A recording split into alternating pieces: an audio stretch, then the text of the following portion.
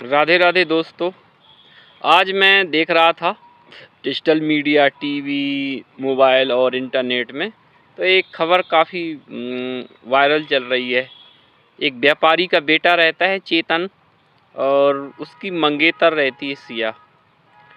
जो चेतन है वो व्यापारी का बच्चा है, काफ़ी अमीर है और शादी में खुश भी है कि मेरी शादी होने वाली है। वहीं दूसरी ओर सिया है, वो किसी दूसरे लड़के से प्यार करती है और वो प्लान करती है अपने मंगेतर को कैसे मारना है, कैसे मौत के घाट। और उसमें जानकारी ये भी है कि उसका मंगेतर 17 करोड़ का किला बुक किया था, क्योंकि वो अच्छी फैमिली से था, काफ़ी बिजनेस फैमिली से थे। लास्ट में उसका बॉयफ्रेंड और सिया प्लान करते हैं प्री वेडिंग शूटिंग के बहाने से और उसका मर्डर कर देते हैं। कुछ दिनों बाद पता चलता है, सारी न्यूज़ फैलती है। तो इसके पीछे का जो लॉजिक है और जो केसेस है उसको आप समझें कि आखिर ये सिचुएशन कैसी आई। दरअसल हमारी जो सिचुएशन है इसका कहीं ना कहीं एंगल हमारे जो सनातन व्यवस्था से है, हिंदू व्यवस्था से है, हमारे समाज की व्यवस्था से है। हमारा समाज ने हमेशा महिलाओं को, जो वर्तमान की स्थिति है अगर देखें एंशियंट काल से लेके, तो काफ़ी महिलाओं को दबाया गया, कुचला गया, उनकी जो आवाज़ है वो सुना नहीं गया। उनको सिर्फ एक भेड़ बकरियों और से सिवा कुछ नहीं माना गया और समाज में उनको इजाज़त नहीं दी गई कि उनकी पसंद या नापसंद पूछी जाए या समझी जाए। जो हमारे ह्यूमन सेंट्रिक में खासकर पुरुष समाज है, पुरुष समाज ने जो व्यवस्थाएं चुनी, जो निर्णय लिए, उन्हीं के अनुसार उनको चलाया जाता था।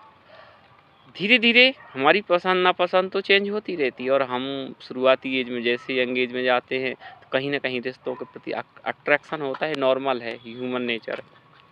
लेकिन उसमें हमारा जो परिवार है वो इतना कंजेस्टेड रहता है कि इतना प्रेशराइज रहता है कि हमारे समाज में अभी भी बोला जाता है कि बच्चों से बात करना नहीं चाहिए, बच्चों से ज़्यादा संवाद नहीं करना चाहिए, बच्चों से बात विमर्श नहीं करना चाहिए, डरा धमका के रखना चाहिए।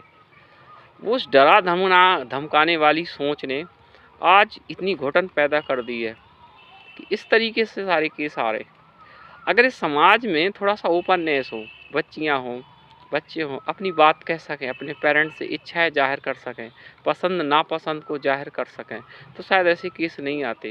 इस केस के पीछे लॉजिक है कि भाई आखिर जो डिप्रेशन है, कुकर है, उसकी गैस नहीं निकली, इकट्ठा फट पड़ा।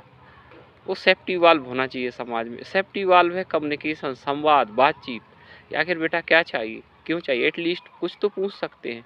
बच्चियों को सिर्फ भेड़ बकरियाँ, सिर्फ उसको वस्तु नहीं समझ सकते आप। उनको मौका देना चाहिए कि बेटा बताओ। जब इस तरीके की व्यवस्थाएं होती हैं, कम्युनिकेशन होता है, संवाद होता है और विश्वास बनाया जाता है, तो काफ़ी हद तक बच्चे अपनी जो अंदर की इच्छाएं हैं, जो रिश्ते हैं, उस तरीके से बताते हैं कि ऐसे ऐसा चल रहा है। तो वहाँ पर बेटर सॉल्यूशन निकल सकता है।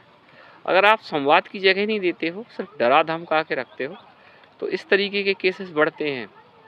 तो इस जो केस है इसको आप सामाजिक व्यवस्था में एक बदलाव के एंगल से देखना चाहिए।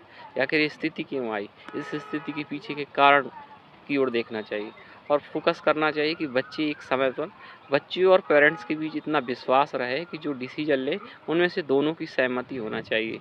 सिर्फ एक की सहमति नहीं, या उन पर ज़बरदस्ती थोपना नहीं चाहिए। और अदरवाइज़ ऐसे बहुत सारे केस आते ही रहेंगे। खैर, दुख है इस केस का, इस घटना का, लेकिन इसके पीछे के सामाजिक पहलू को समझना बहुत ज़्यादा ज़रूरी है। बदलाव हमारे समाज में है, बदलाव हमारे समाज के अंदर के सिस्टम में है, बदलाव हमें पेरेंट्स को करना है, बदलाव हमें बच्चों के बीच रह कर के एक माहौल को करना है, उनको इस तरीके का एनवायरनमेंट देना है ताकि वो अपनी बात कहने से ना चूकें, ताकि एक और चेतन इस तरीके से शिकार ना हो।